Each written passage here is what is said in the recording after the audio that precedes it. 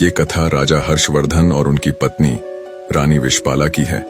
राजा हर्षवर्धन बहुत नेक और धर्म का पालन करने वाले राजा थे। वही रानी विशपाला एक अत्यंत रूपवती और पतिव्रता नारी थी। उनकी जिंदगी बहुत अच्छे से चल रही थी। फिर एक दिन समय ने करवट ली और उन्हें अपनी जिंदगी के बहुत भयानक दौर से गुजरना पड़ा। स्वर्गलोक में एक बार शनि देवता और लक्ष्मी जी की कहासुनी हो गई। शनिदेव के अनुसार वे लक्ष्मी जी से बड़े थे और लक्ष्मी जी के अनुसार वह शनिदेव से बड़ी थी। इस बात को लेकर उन दोनों में काफी देर तक बहस होती रही और वे दोनों कोई फैसला नहीं कर पाए। आखिर उन्होंने सोचा कि मृत्युलोक में सबसे ईमानदार व्यक्ति से यह फैसला कराया जाए। उन दोनों ने सोचा कि मृत्युलोक में प्रयागराज के राजा हर्षवर्धन के पास जाया जाए। जब शनि देवता और लक्ष्मी जी हर्षवर्धन के पास पहुंचे और अपनी बहस का निर्णय मांगा तो उनको उत्तर देने को कोई उपाय न सूझा। अंत में उन्होंने दोनों से 1 महीने की मोहलत मांगी। यह सुनकर शनि देवता व लक्ष्मी जी चले गए और कह गए कि वह अपने झगड़े का फैसला सुनने 1 महीने बाद जरूर आएंगे। उनके जाने के बाद हर्षवर्धन का सोना जागना हराम हो गया, क्योंकि वह जानते थे कि वह एक को बड़ा बताएंगे तो दूसरा अवश्य ही गुस्सा होगा और उन पर भारी संकट आ जाएगा। उसको चिंता में देख उनकी पत्नी विशपाला ने चिंता का कारण पूछा। जब हर्षवर्धन ने सारा हाल कह सुनाया तो उनकी पत्नी विशपाला बोली कि आप एक चांदी का और दूसरा सोने का आसन बनवाइए। सोने का आसन आपकी गद्दी के दाहिने ओर तथा चांदी का आसन बाईं ओर रहेगा। जब लक्ष्मी जी और शनिदेव आएंगे तो लक्ष्मी जी आपके दाहिने तरफ का आसन ग्रहण करेंगी, क्योंकि वे माता स्वरूप हैं, और शनिदेव बाईं तरफ का आसन ग्रहण करेंगे। आप उनके किसी प्रश्न का उत्तर न दें, और जब वह बहुत पूछें कि क्या बात है तो आप उनसे कह दें कि आप लोगों ने स्वयं ही अपना फैसला कर लिया है। 1 महीने बाद जब लक्ष्मी जी और शनिदेव आए तो वैसे ही हुआ जैसे रानी विशपाला ने कहा था।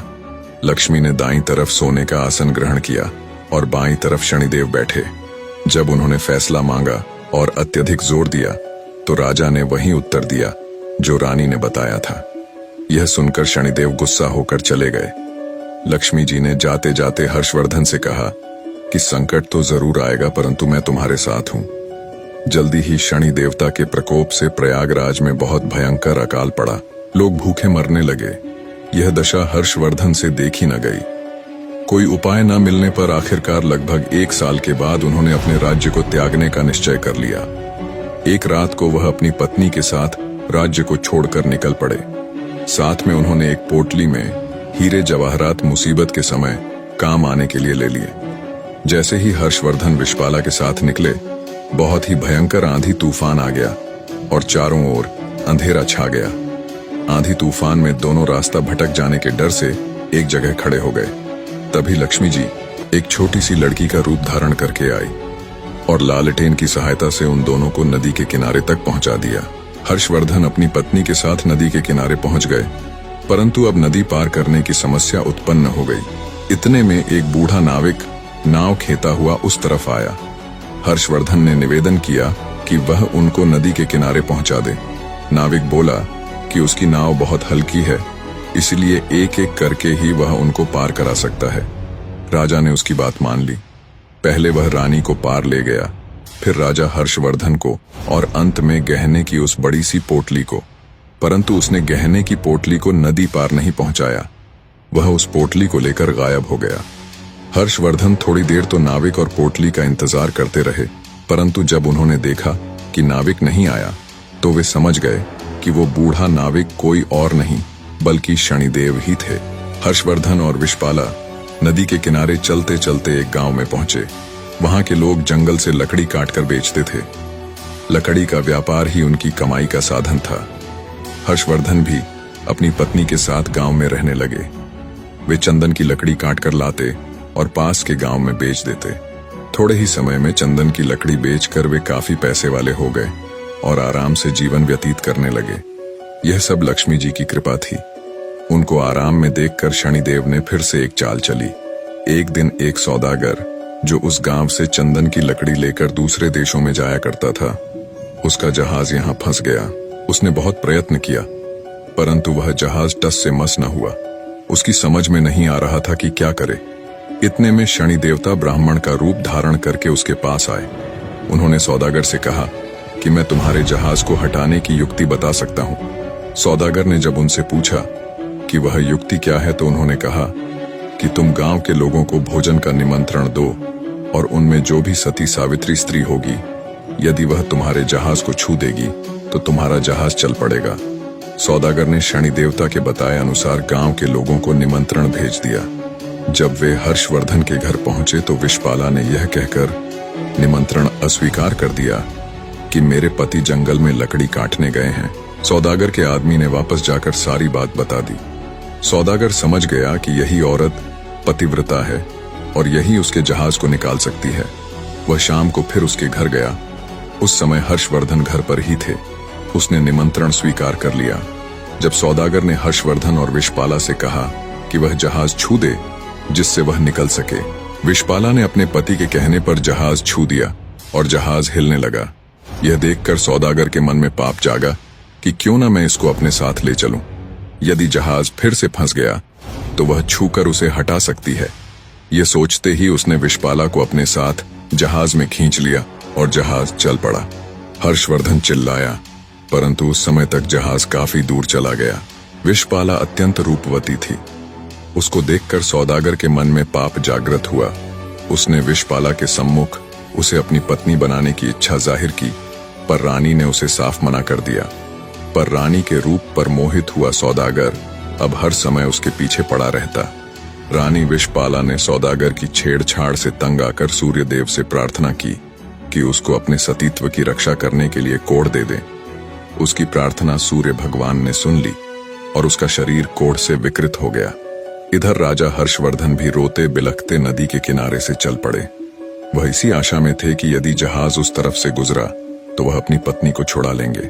आखिर उसको जहाज का कहीं पता नहीं चला तो वह नदी के किनारे आश्रम के साधुओं के साथ रहने लगा। वह वहां पर साधुओं की सेवा करता, गायों को चराता और गायों के गोबर से उपले बनाता। वह उपले लक्ष्मी जी की कृपा से सोने के हो जाते। इस प्रकार कुछ ही दिनों में उसके पास ढेर सारी सोने की ईंटें हो गईं। एक दिन वही सौदागर जो हर्षवर्धन की पत्नी को ले गया था, उसका जहाज वहां पर आया। हर्षवर्धन ने सौदागर को पहचान लिया। उसने सौदागर को ईंटें दिखाकर कहा कि यदि सौदागर उसको साथ ले चलेगा तो वह ईंटें उसे दे देगा।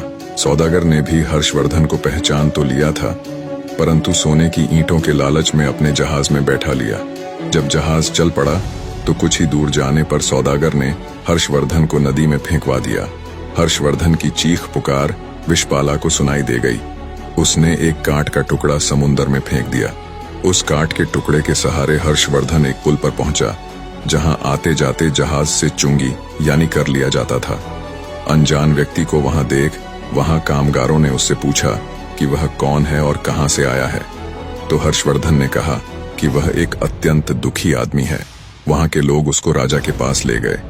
राजा ने परिचय मांगा तो हर्षवर्धन ने बताया कि वो एक दुखियारा व्यक्ति है जो ऐसे दर दर भटकता है।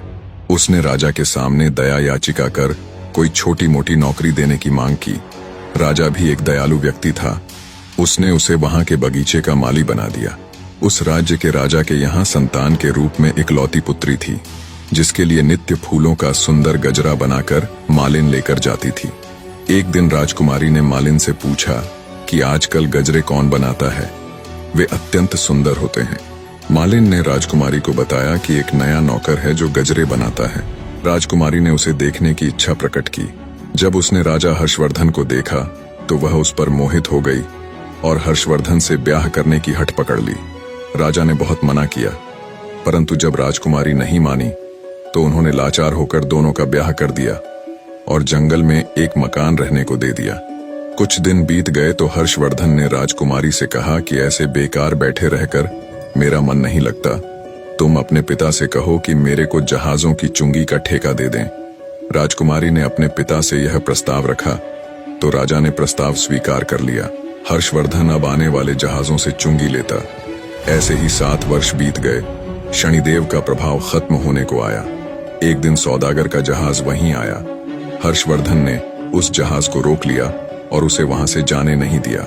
सौदागर क्रोधित हो राजा के पास शिकायत लेकर गया और विनती की, महाराज जो भी आपका कर है वो मैं हमेशा अदा करता हूँ, फिर भी मेरे जहाज को क्यों रोका गया? राजा ने जब हर्षवर्धन से पूछा कि वह सौदागर के जहाज को क्यों नहीं जाने देता, तो हर्षवर्धन ने बताया कि महाराज, इस सौदागर के पास मेरी सोने की ईंटें हैं जो इसने मुझसे चुराई है। जब हर्षवर्धन ने सौदागर से अपनी सोने की ईंटों की चोरी की बात राजा के सामने रखी, तब राजा ने हर्षवर्धन से पूछा, क्या तुम्हारे पास इस चोरी का कोई प्रमाण है? हर्षवर्धन ने सिर झुकाकर कहा, महाराज, मेरे पास कोई प्रमाण नहीं है। हर्षवर्धन का झुका सिर देखकर सौदागर अपनी बात को और अधिक पुख्ता करने के लिए राजा से कहता है, महाराज, ये झूठ बोल रहा है। मैं शपथ लेता हूं कि सोने की ईंटें मेरी हैं। राजा सोच में पड़ जाता है। तभी एक तेज गर्जना के साथ शनिदेव प्रकट होते हैं और गुस्से में सौदागर की तरफ देखते हैं। उन्होंने कहा, सत्य और धर्म के साथ खिलवाड़ करने का कर्ज चुकता करने का अब तुम्हारा समय आ गया है। शनिदेव सौदागर के पास जाकर उसकी आंखों में देखते हैं। अचानक सौदागर जमीन पर गिरकर कांपने लगता है।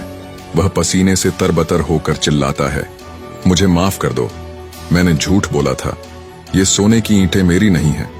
इतना कहने के बाद सौदागर के शरीर से एक अजीब सा धुआं उठता है और वह वहीं राख में बदल जाता है। राजा और दरबार के लोग स्तब्ध रह जाते हैं। किसी को समझ नहीं आता कि क्या हुआ।